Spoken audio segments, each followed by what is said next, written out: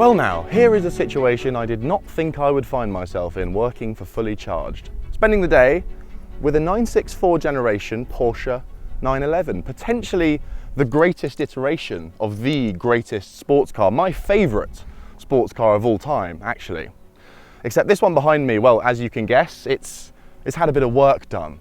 It's had a heart transplant, amongst other things, courtesy of a British company by the name of Everrati, and now it's an electric Porsche 911.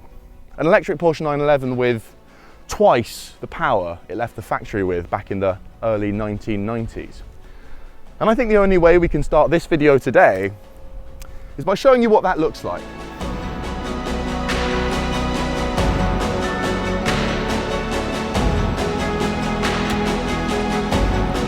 Now then, that is an empty runway.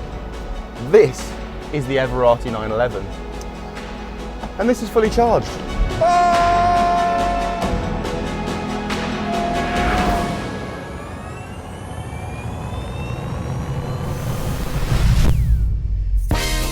Yes, it's the Great EV Giveaway. Don't forget to subscribe and enter for your chance to win all sorts of prizes, including one of 4 electric cars.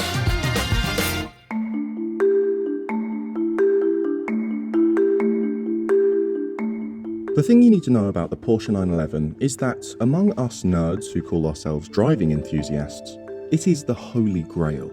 Since the 1960s, the 911 has been the yardstick by which all other sports cars are measured. It's a vehicle so dedicated to providing a visceral, engaging driving experience that it's deliberately been designed wrong, with the heavy engine hanging right out the back, as opposed to a more traditional mid-engined or front-engined layout. From a physics point of view, it's a disaster, but from a fun-having point of view, it's a stroke of genius. The point I'm trying to make here is that when you fiddle with the 911, the stakes are high. Get it even slightly wrong and you'll have a mob of angry middle-aged men clad in loafers beating on your door faster than you can say opposite lock. But actually, I think that's exactly why Everrati has chosen to start with the Porsche. You see, their mission as a company is to prove that you can EV convert classic cars without losing their essence, that you can swap out the heart without losing the spirit. And if they can do that with a 911, they can do it with anything. So, how on earth do you turn a classic car electric without losing its personality? Well, perhaps we should ask founder, CEO and all-round great guy Justin Lunney. It's worth noting that Justin himself is a huge car nerd. His daily driver is a Porsche Taycan and his weekend toy, a Ferrari 812. So our process is that we take an original vehicle, this happened to be a narrow body, we weigh the original vehicle so we know exactly the curb weight of the vehicle as it stands on 4-corner weighting. We then very carefully take out the existing drivetrain, such that the chassis itself is completely unharmed. It could be reversed.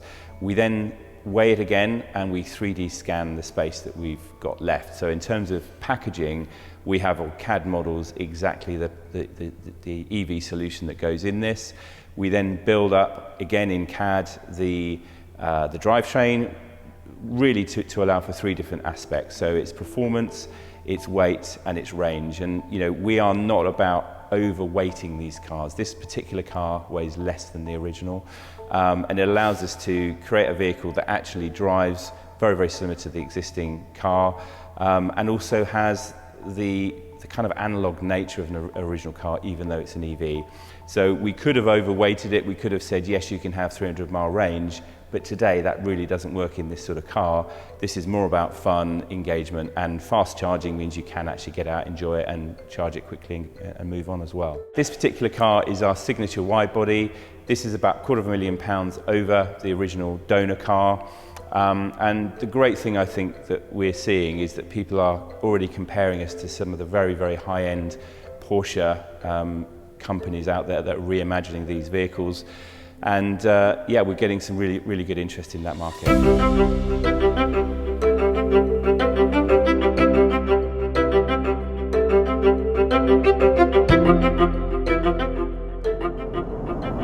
And here we are out on the road in the Everrati signature. Now, two numbers you need to know before we go any further. Power, 500 brake horsepower. Weight, 1,350 kilos, which, to put that into a modern context for you, is the same power output as a new Porsche 911 GT3 in a car that weighs 100 kilos less. Yeah, if you see any beads of sweat on my head during this video, it's not weather related. The ethos of Everrati, which is really about very, very, very high-end vehicles, iconic vehicles, and creating and redefining these vehicles as if an OEM would. So essentially we're taking drivetrains, battery management, batteries, defining those within the car such that they actually work as an original vehicle themselves. So in essence, you know, if you take our vehicle here, it drives like an original 964, it looks like an original 964 to the untrained eye, including some of the features I know you already know about. And it's the sort of car you can get out, really enjoy, and step back and really love it, frankly. So the difference with us, I suppose, not to knock anybody else, is that all of our engineers are ex-McLaren, ex-Lotus, ex-JLR. They're used to working on brand new versions of these, and they're putting all of that experience to work in our vehicles.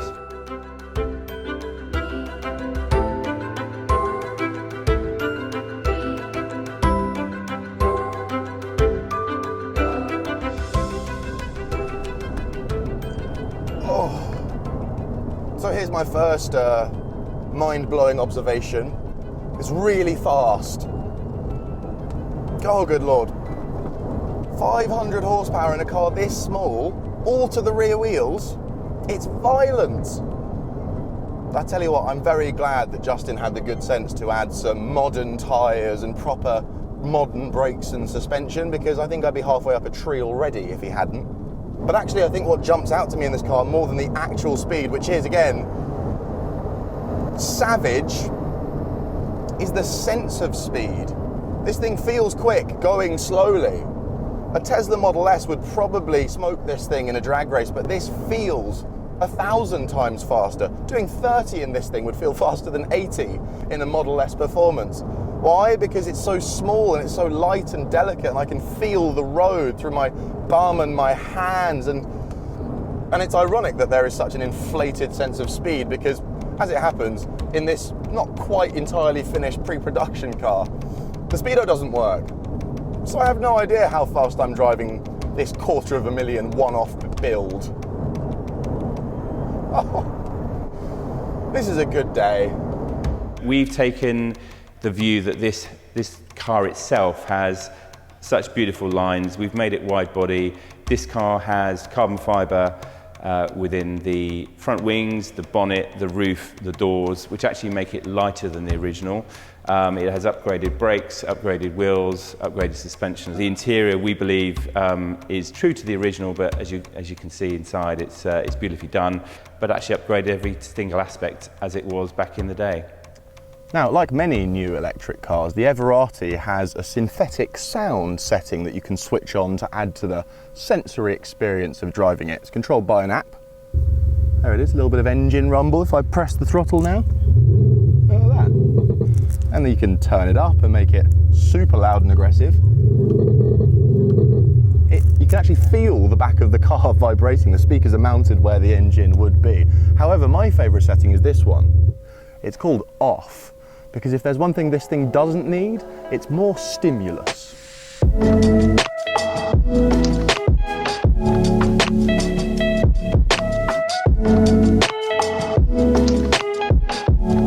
Range 150 miles, not brilliant, but more than enough for a good Sunday afternoon blast, which is very much what this car is designed for. And if they'd added more batteries than that, it would have weighed too much and, you know, ruined the fun. Now let's not waste any time here, let's get into the big burning question. Have Everrati done it? Does this very modified car still feel like the 90s Porsche 911 that it started life as? Well, from where I'm sitting, having driven a few 911s in my time, yes, it does. There are two things that really jump out to me as being unmistakably Porsche 911. One is that weight distribution. Everrati went to such painstaking lengths to make sure that once the batteries were in and the engine was out, the weight was still where it was in the first place. And that's absolutely vital in a 911 because the weight distribution is weird. It's unusual and it's a very distinctive feature of how the car drives. Because that engine is hanging out the back where it's got no business to be, or in this case, the batteries, you have to drive it completely differently. You have to tackle corners completely differently than you would in any other car. And that's still here. And the other thing that's just so Porsche is this steering. I can't even tell you how much I'm having to wrestle this wheel. The amount of information and feedback that's coming through my hands right now. I think it is lightly assisted, this steering, but I do mean lightly. I'm not gonna have to go to the gym for a few days after this. It's an absolute workout, this thing. Also, and I've just noticed this now, a lovely, thoughtful touch from Everrati. The steering wheel, the sides of it are covered in Alcantara, but the top and the bottom are for leather. I was thinking, why have they done that? My theory is, for laid back cruising, you use the top of the wheel, don't you? So you've got nice soft leather. But when you're in racy mode and you're driving a bit fast and you're at the 2:45 position, you've got Alcantara for the authentic motorsport experience. And I suppose the other unmistakably Porsche 911 quality that I'm experiencing, specifically a older 911 quality, it is a bit scary, this thing. This is requiring all of my focus and attention, and that is how a sports car should feel. Look, I'm not saying I want to have a near-death experience every time I get behind the wheel, but I want to feel like I've earned the right to drive this thing quickly, like it's not a car that my mum or grandmother could get in and drive just as fast. And that's kind of the problem with a lot of modern stuff. They're too good. They have no idiosyncrasies. They're too easy to drive quickly. They do everything for you. So you don't really feel like you're experiencing them that much. The car's doing everything for you. This one doesn't.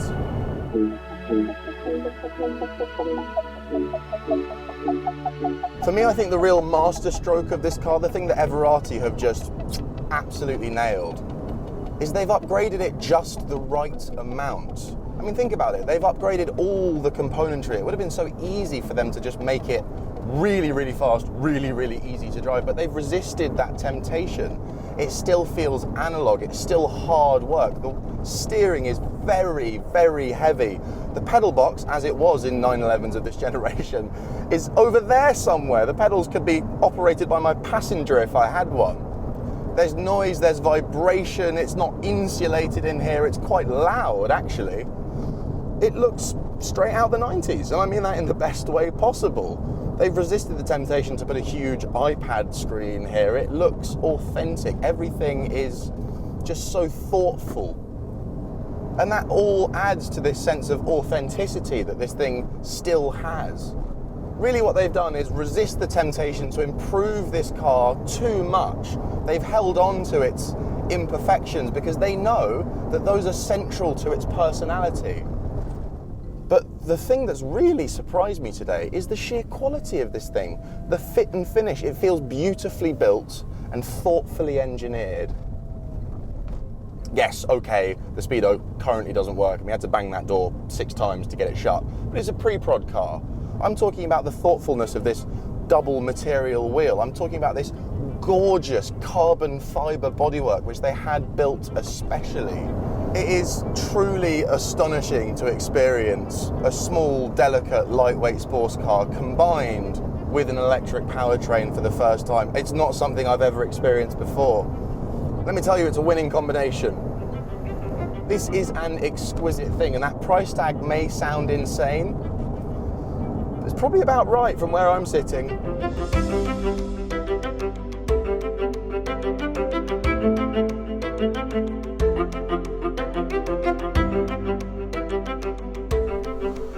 Right, we have to give it back now, which is very, very sad.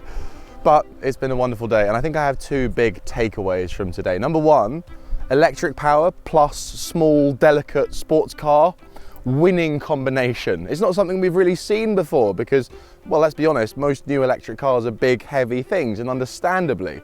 But actually, having driven this, I'm now twice as excited to see what the likes of Lotus and Alpine and Porsche can do when they get around to building new, small, lightweight electric sports cars. Number two, and this is the big, huge, massive bombshell, it can be done. You can EV convert an iconic classic car and retain its essence, its personality. They have done. And this is big news because it means that your beloved classic that currently lives in a shed and you wipe it with a cloth once a week, well, it doesn't have to be saved for special occasions only once the world is fully electric. You can swap it out, run it as a daily driver, and it'll be greener.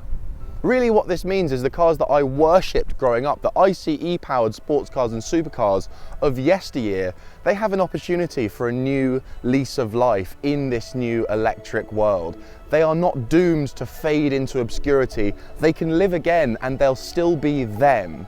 And I don't think I can quite put into words just how happy that makes me. Right, now I'm going to go and have a chat with Justin and beg him to EV swap my crusty old Golf for me. Please make sure to like and subscribe if you enjoyed this video. Leave a comment down below. Let us know, what do you make of this astonishing contraption? And more to the point, which classic car would you convert to electric if you had the money and the means? This is the Everrati. I'm Jack, and if you have been, thanks for watching.